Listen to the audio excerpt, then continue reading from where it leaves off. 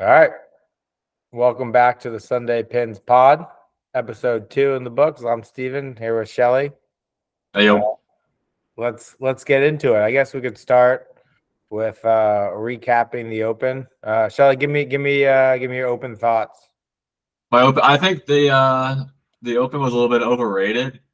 It was fun for the front nine on Sunday, but back nine it was a little boring. Kind of wasn't that close. Xander kind of ran away with it there. No one really kind of put too much pressure on him. But I'm then happy for the X-Man to get it done. I think the biggest loser, maybe in all this, uh, is X-Man's clothing sponsorship. Not even sure of that brand, but I Yeah, I feel was gonna like say, do you know what company that is? no, but I feel like they should be capitalizing on this. Like Grayson was kind of blowing up, and then JT went to them, and Grayson's kind of like everywhere now. Like they kind of have sponsorships. But Xander's won 2 majors this year, but there's been no press on this clothing brand that he kind of signed. I know it's a new sponsor this year, but I feel like they're kind of dropping the ball. Like if you're going to go out there and sponsor like a top 10 golfer in the world and not really put press or media behind, I guess, him winning 2 major tournaments, I think that's kind of crazy. Yeah, I mean, I don't even know the name of the company. I agree. Seems pretty crazy to me. Yeah, I mean, like I kind of feel like Xander had like a pretty quiet, amazing round.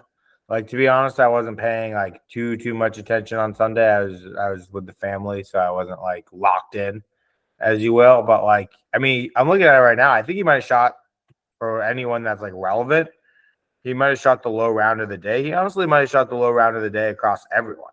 No, yeah, it's pretty cool. I think for him to go out and what do you shoot like bogey free 6 under. Bogey free 6 under. I mean, that's 2 strokes better than Rose. I mean, I guess he came in and won it against Rose there. Obviously, went over Billy Horschel. I've seen this debate popping up.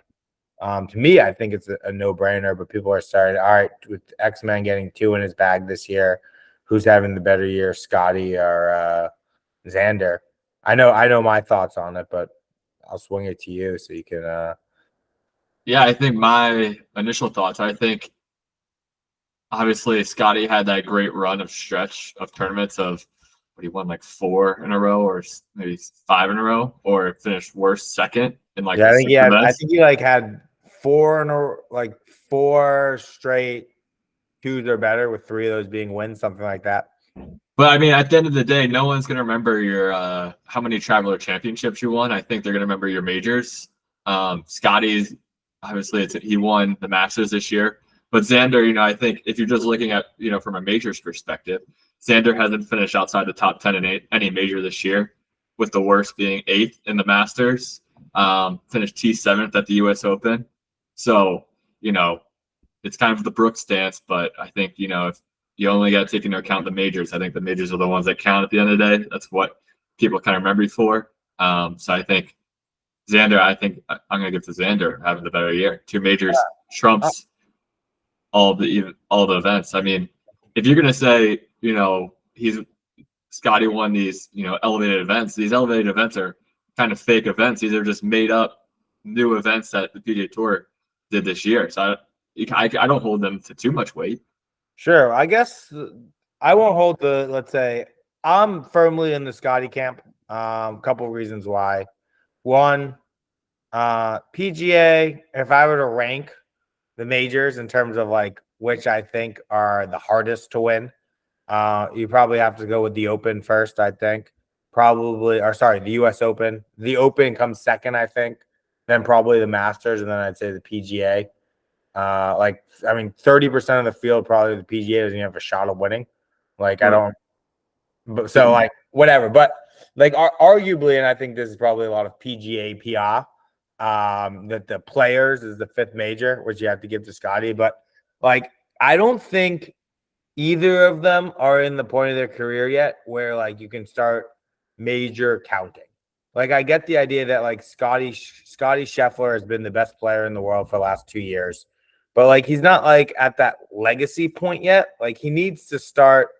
Like I think his whole legacy was built around, hey, been the best golfer around for the last 2 years, and a lot of that legacy is built on like winning, and that's what he's done. He's won like I think what 6, 7 times this year or something. What's the number? 6 times maybe. I think 6, yeah. 6, yeah. I wouldn't be surprised if he gets his 7th. I mean, in terms of the money, like if you were to say whose shoes would you rather be in? I don't know what the money list looks like. I'll look it up in a second here, but like you'd much rather have Scotty and his paychecks versus 2 majors. I will say this. I'll give you one counterpoint, which will be in the last 3 majors, Xander has as many majors as Scotty's won in his entire career. He's also, I think there's a lot to be said, like when you wrap up someone's like golf history portfolio, having multiple different tournaments that you've won as majors, right? Xander's obviously won 2 different ones. Scotty's currently has 2 majors, but he only has Masters.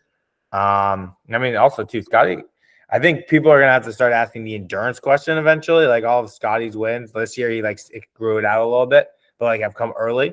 Like can he play his best golf later in the year? Let's see if he can actually win this FedEx Cup. He choked the last couple years ago to Rory. I think he was like up 6 going into the final and blew it. But I think I think where both of them are early in your career now, I get that Xander is probably like obviously he's been a name, but it's not like he's won that many times. He's had like 3 years. I think he had like a 2 or 3 year stretch where he didn't get a win and constantly was like biting at it. I'm not talking about majors. I'm talking about championships. Just a tournament win. But I think you have to take Scotty's career, excuse me, not Scotty's career, Scotty's year so far over Xander. I mean, gun to your head, there's 0 chance you're saying if you were to pick any of their years right now that you're taking Xander's. Yeah, I mean, from a money standpoint, obviously I'm taking Scotty's, but I mean, you brought up the Masters being the 3rd hardest major to win. I mean, I think it's probably the easiest major to win. I mean, it's a 70-man field with 20 of them being over the ages of 60. That they just invite the old winners back.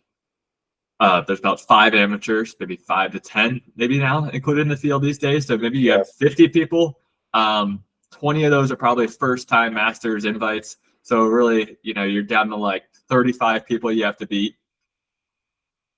And then well, keep going, but I think everyone, I don't know. I think there's something to say about the butterfly effect that happens, and I don't mean butterfly effect like one thing affecting the other, but the butterflies that everyone gets as you drive down Magnolia Lane for the first time or second time or any time you see a bunch of guys who are quote unquote like prestigious and really competitive golfers, like a Homa who just cracked the top 20 for the first time in his career.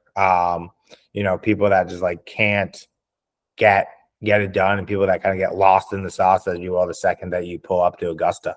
Yeah, but there's a lot of fluke Masters winners too. You have Angel Cabrera. Bubba Watson hasn't done anything outside of two Masters. Danny Willett. Danny Willett. So Charles Schwartzel he randomly kind of won one there. So yeah, fine. I can't argue with you there. But yeah, from a money standpoint, obviously I'm taking Scotty's checking account every single day. Yeah, I just looked it up. It's about $12.3 million difference between what Scotty's won this year and Xander.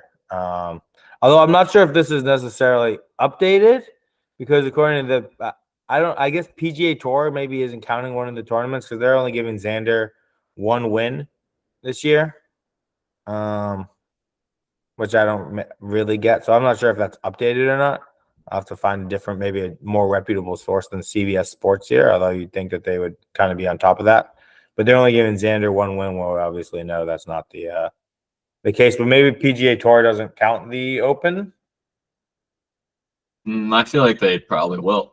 You think they'd have to, right? I mean, according to this, I'm seeing the same number here on ESPN, and they're giving Xander 2 wins.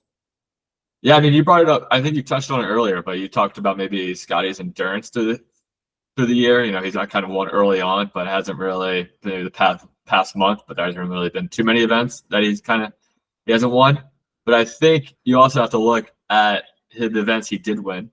I think 5 of the 6 are elevated events, limited fields. Only 70 people are playing, no cuts. So it's not as prestigious as I feel like the big fields that Xander's kind of competing in. The one non-elevated event that Scotty did win was the Players. Xander finished T2 there, so he Yep. was pretty close right there at the end. But I think you kind of have to look at maybe the fields, maybe not the quality of players, but the amount of players. I think golf is one of those weird things. Anybody can win on any single day, so I think you can't really just be looking at the limited field events with too much weight, strength. Sure. And then just going before we move on, one question from one of our fans and subscribers asked, with us knowing the score would end at, call it -9, so -10 is the score you have to win. Does that change how far you think you'd be able to kind of start with a putter in your hand, being the only club? I mean, maybe like 5 yards. I don't think it really changes much. I think it's as simple as it. Like, especially watching, it's just like if you get in one of those coffin bunkers, you're not getting out. Yeah, it didn't really change much. Here's a wrinkle that we didn't think about, which I just thought about now. You get in one of those coffin bunkers, you can drop stroke and distance, play the line and just take it unplayable, and you're only losing a shot. Granted, you still have, depending on where you went in, you still have to maybe avoid that bunker. But you're like, it doesn't end your tournament if you're playing the rule book like as smartly as you can.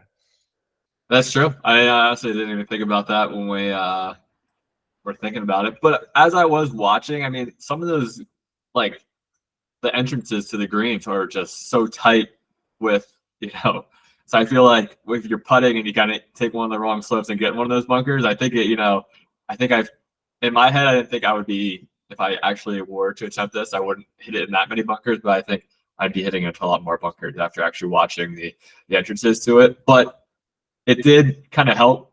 I think I could back it up a bit when I was watching Saturday, and the weather on that back nine was crazy, of just like every hole was into the wind, they're hitting drivers on par threes. So I think having the putter was a big advantage on the weather conditions like that. Yeah, agreed. I think Saturday you'd really come out pretty strong to the field with your putter in hand. Yeah, but like you said, if you weren't allowed to like take a drop and get out of the bunker, I mean, we watched Shane Lowry basically lose the tournament in the coffin bunker on the postage stamp. Like, you put it in there, you honestly might shoot. I don't know that you potentially would be able to get it out. I don't think you would. You said that you would be able to get it out. You could go backwards because it's not as right. But some of those are just that so one straight. I'm not sure you could. Yeah, I think the only chance you have would be if you're using like a blade putter. Like, I know my putter. It's kind of got that little like swoop in it in the back. Like, maybe you'd be able to like shovel it out lefty.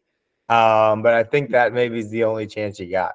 That sounds pretty illegal. I don't know if you can just scoop the ball with the back of your putter and get it out. No, you definitely can't. So I mean, I know for a fact that you can't, because I've always been like, oh, like, you know how the guys will shoot, like, if you're a righty and you get stuck, call it on like the edge of a out of bounds or like near water, where you flip the wedge and you kind of hit with your with the toe facing vertical to the ground. I always wonder why don't they just use the back of the club, and because that's what I would do. I think I got a much better shot of, like, I don't think I'd be able to hit it as well, but I also have a much better chance of not just like towing it and just having it dribble into the water.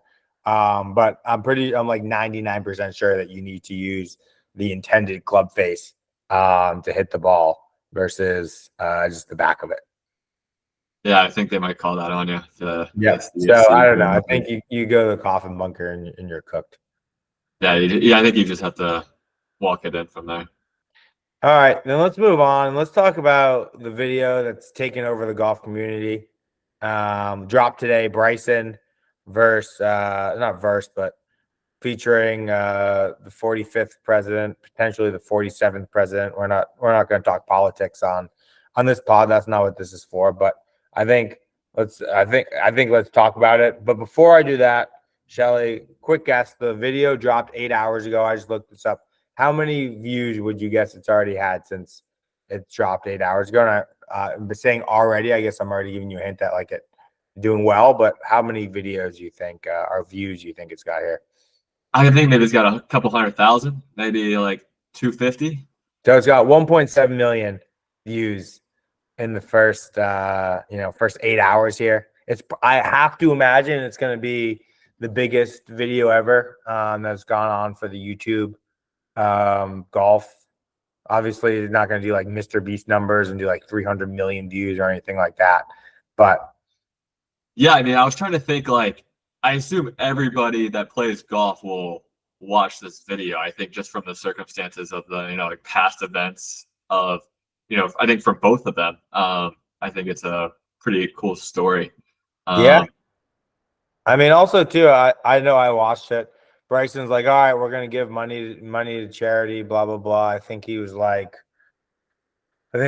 said 10,000 for a birdie, 20,000 for an eagle. So basically, whatever they are under par times 10,000 is how much money you're gonna give away. I don't want to give the exact number away in case people are. I don't know. Do we want to give the score away, Shelly?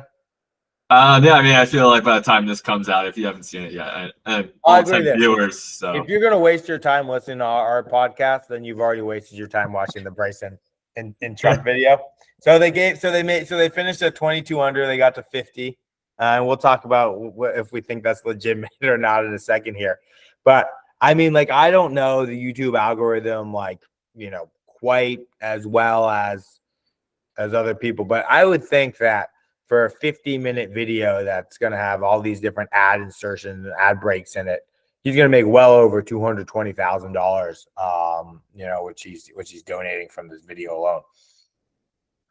Yeah, I mean, I'm not too sure either, but I think my early thoughts on the video itself was I was pretty impressed with Trump. I think just getting off the tee looks pretty strong, just kind of finding every fairway. Bryson also, I feel like he played pretty out of his mind as well. I think he drew every hole that was drivable. I mean, he drove one par 4 with a 5-iron. I think he was hitting 7-iron on one par 4. So it's pretty nuts. I think Trump had his own eagle. I think like a 210 par 4, but it's like 4 feet. It was a birdie, but still, yeah, all by himself. No, he had an eagle. I think on the hole's like 210 uphill par 4, and he hits like 4 feet. Did he? I thought he had his own birdie, but I could be wrong. All by himself. He did have his own birdie, which was a little suspect. I think Bryson's shot was a little close there, and I think they kind of talked him into taking Trump's there, but he did end up making the putt. No, I mean, it's the best one they've done so far, and now it begs the question. And yeah, Trump's game looks strong.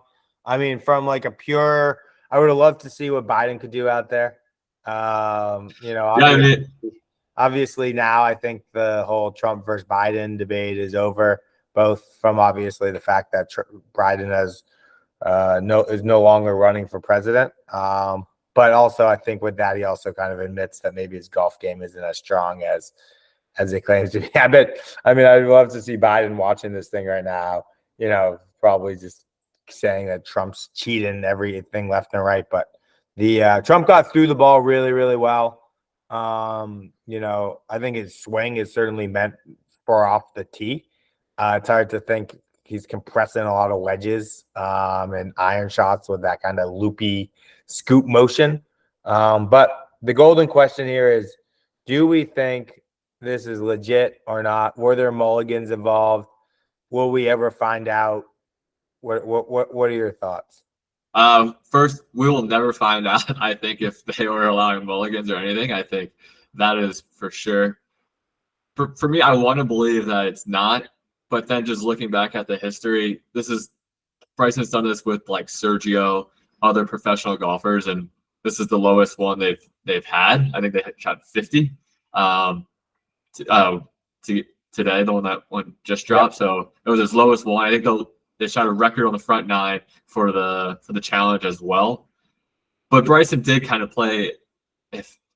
Bryson made every putt. Bryson made probably 150 feet a putt, which is, I think, kind of making it a little bit more suspect to me that Bryson did make every putt. So I'm not sure if maybe not the too many mulligans were going on off the tee, but maybe on the greens, I could see possibly, multiple attempts at putting. The one thing that was kind of shocking to me was Trump's putting stroke in general. Ooh, I think it's a tough watch. I don't Yeah, really know what's going on with his hands. I thought it was pretty funny. I think halfway through the the video, I think Trump asked Bryson about some putting tips. He's like, "Oh, do you use your shoulders to putt?"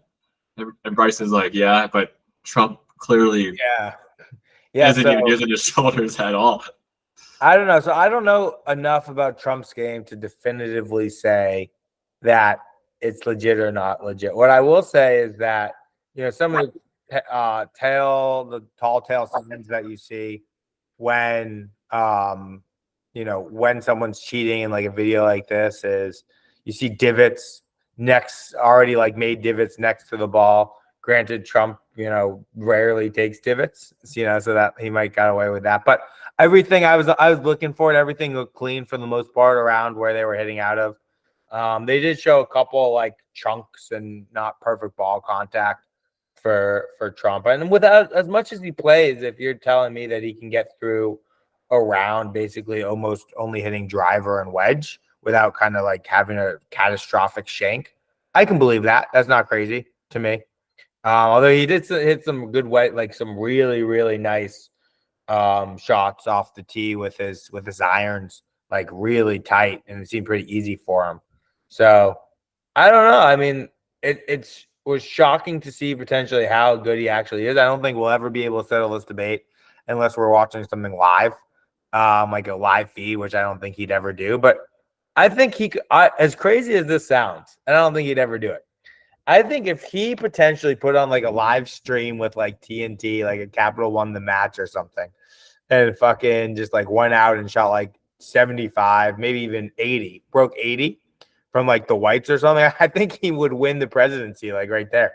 Like I think people just be like, all right, like we think you're a scumbag, we think you're a liar, all the different things people have said about him. Like I think that would put a lot of that as to rest as far as like how truthful is this guy?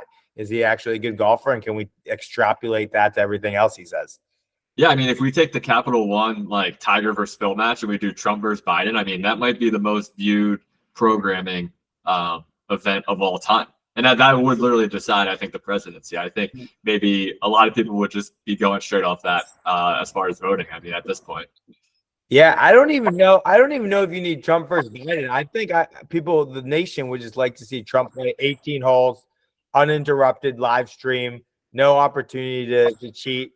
Going back to his putting stroke. I mean, all hands. He flips the ball through. It's just hard for me to think that he's gone. I don't know how old he is, but call it the last 30, 40 years without anyone just kind of giving him a putting lesson on keeping the club face square through impact. He asked Bryson two questions. The first one I thought was shocking. The second one you could take or leave, asking if he hits down on the ball, as if he's trying to create some sort of backspin or press the ball on the green.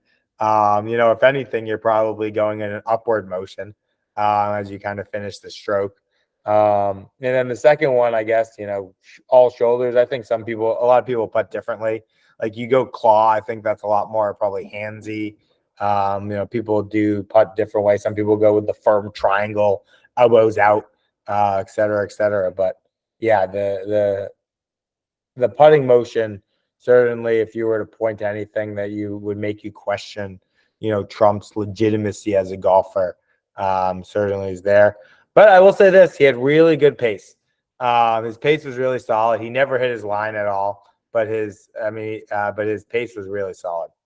Yeah, I think also watching the video made me realize how awesome it'd be to own your own golf course with Trump just rolling up to the tee boxes, like parking an inch off next to the Yeah. tees and rolling right up to the green. I think that's all like being able to do whatever you want in your own place would be awesome.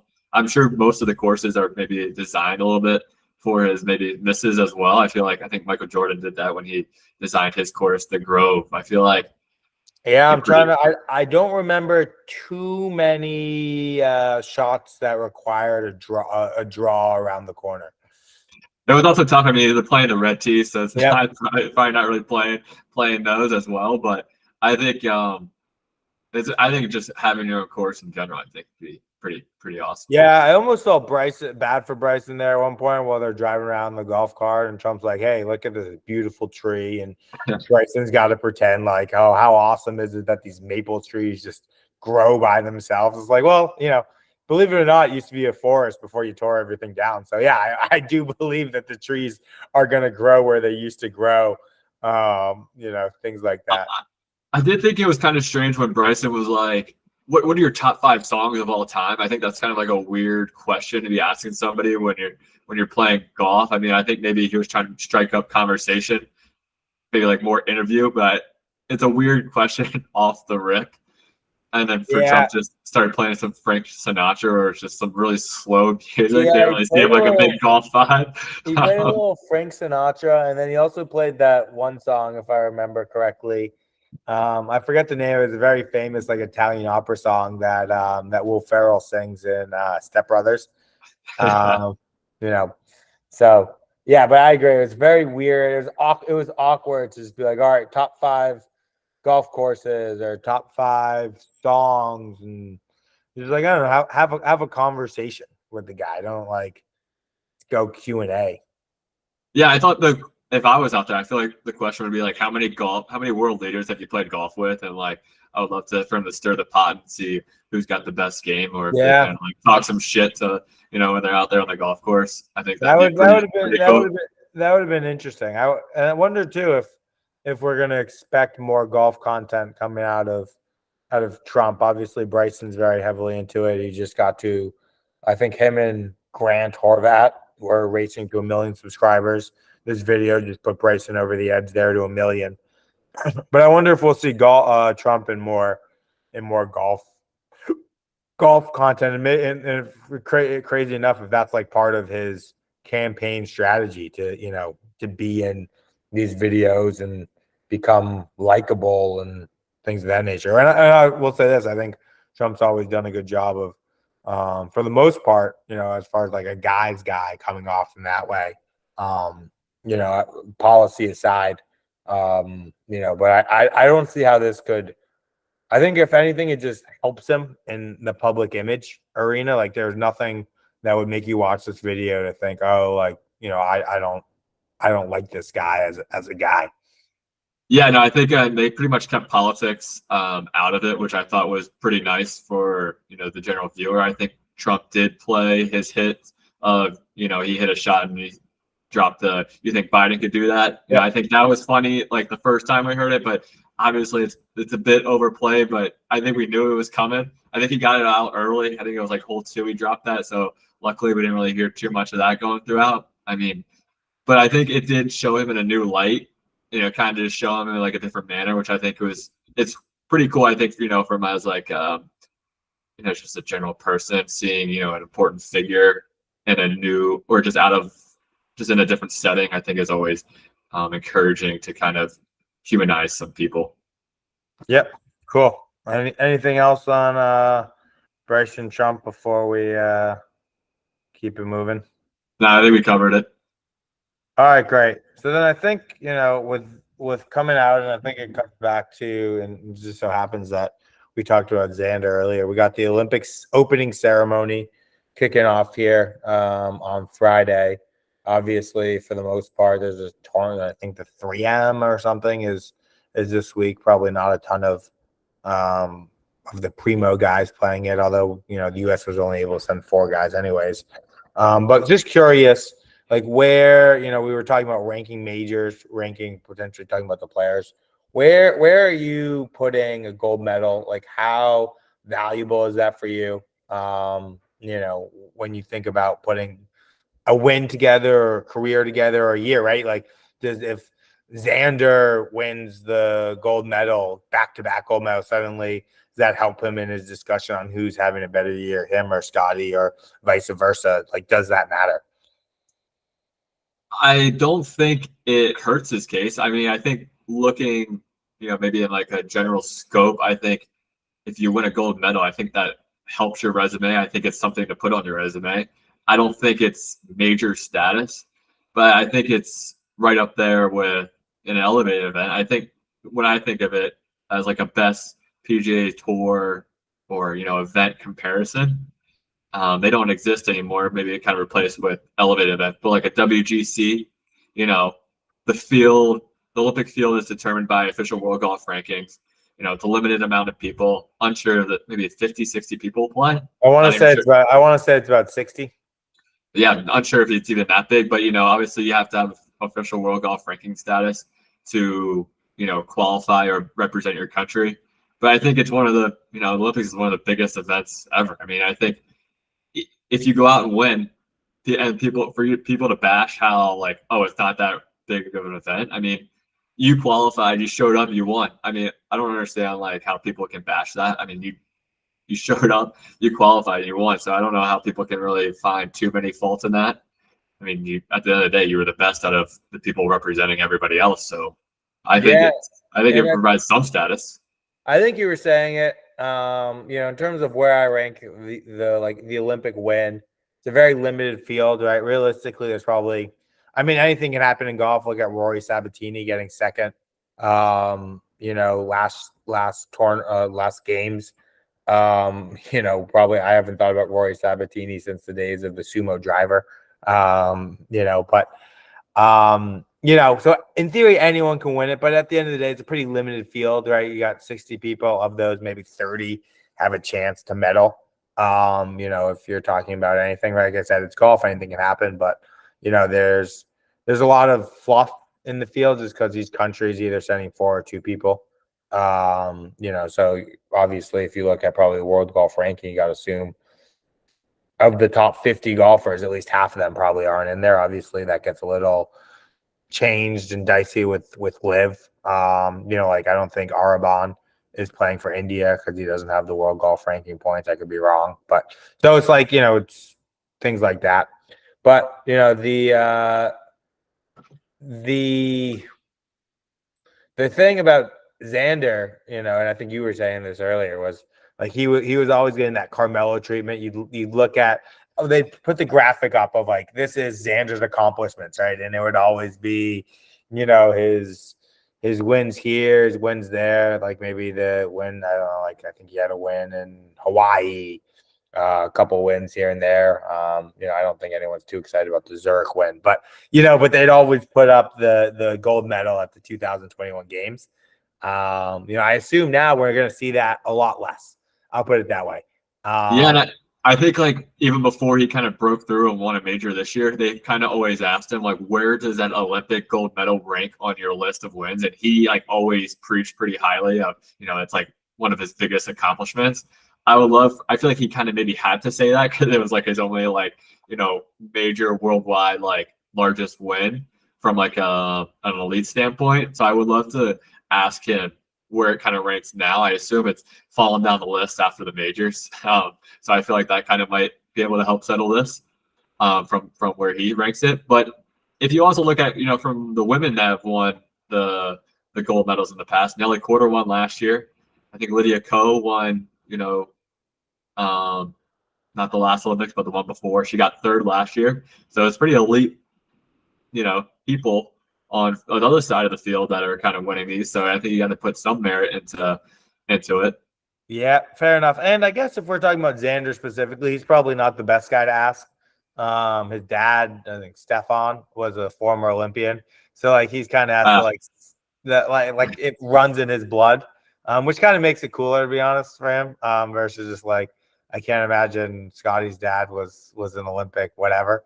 But I think it's like it seems like it's a fallback. Like in terms of things that I would rather have in my career, I'd rather obviously have major championship wins. I'd rather have probably a players win. I'd rather have Ryder Cup.